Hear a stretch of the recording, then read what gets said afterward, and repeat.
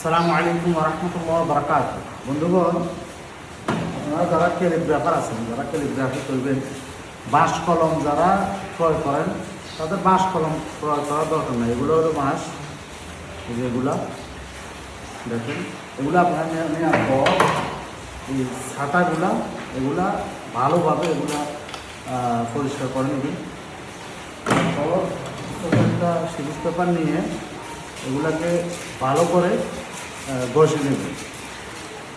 তারপর আপনি তো একজন ডিজাইনার, যেহেতু আপনি ক্যালিগ্রাফার, আপনাকে অবশ্যই ধরে নিতে হবে আপনি কীভাবে লিখবেন, এটার পজিশন কোন দিকে আপনি ধারণা করে নেবেন, এটা কোন দিকে লিখলে ভালো হয়।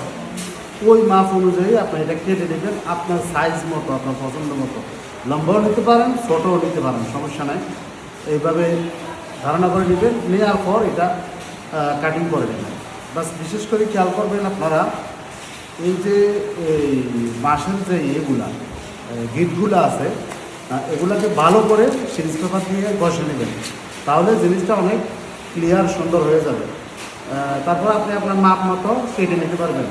পরবর্তী ভিডিওতে আমি আপনাদেরকে দেখাবো এটাকে কীভাবে কাটতে হয় এবং কীভাবে আরও প্রক্রিয়াজাত করতে হয়। ধন্যবাদ।